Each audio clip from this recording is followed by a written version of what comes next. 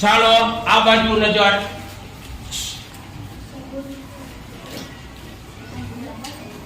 નમસ્કાર મિત્રો, આજે આપણે સીઈટી ની અંદર વિજ્ઞાન સાંકેતિક એટલે કોડિંગ ડીકોડિંગ પ્રકરણની અંદર આપણે ત્રીજા પ્રકારના દાખલા શીખી રહ્યા છીએ. પહેલા પ્રકારના દાખલાની અંદર તમને મૂળાક્ષર પૂછ્યા હતા, બીજામાં એને સંખ્યાના સાંકેતિક ભાષામાં આપ્યું હતું, અને હવે ત્રીજા પ્રકારના દાખલા છે ઈ જુઓ. તો સૌપ્રથમ અહીંયા ગોલ્ડ તમને આપેલું છે, GOLD ને સાંકેતિક ભાષામાં QIQNF લખાય તો WIND ને કેવી રીતે લખાય? જો આ સાંકેતિક ભાષાને પહેલા તમારે સમજવાની.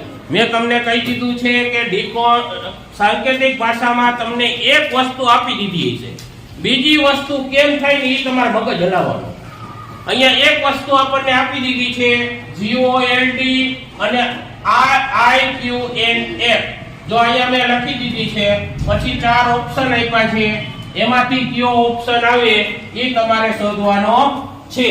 ચાલો પહેલા આપણને બે વસ્તુ રકમમાં આપેલી છે ઈ આપણે લખીએ, GOLD અને IQNF.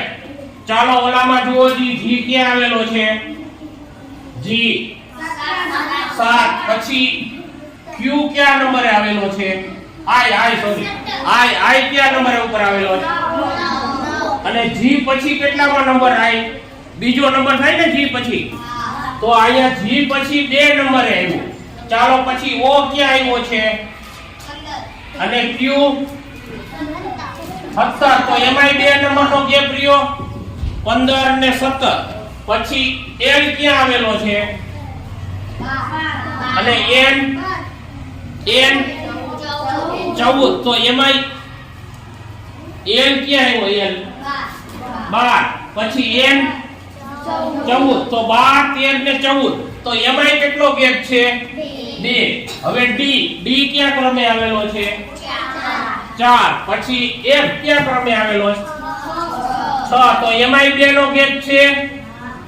તો આ દરેક સંખ્યાની અંદર તમે આગળની સંકેત જોયું તો 2 અક્ષર ઉમેરાય. કેટલા અક્ષર?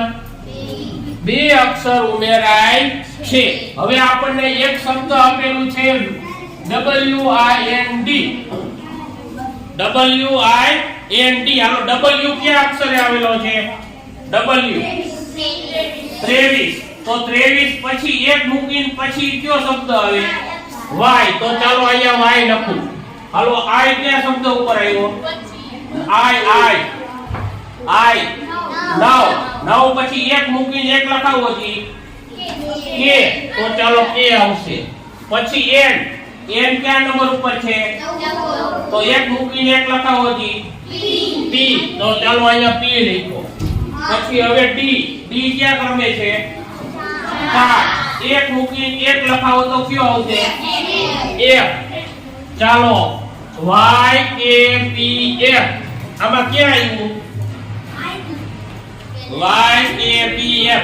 એમાં કયો ઓપ્શન જવાબ આવશે? જવાબ A. ખબર પડી ગઈ?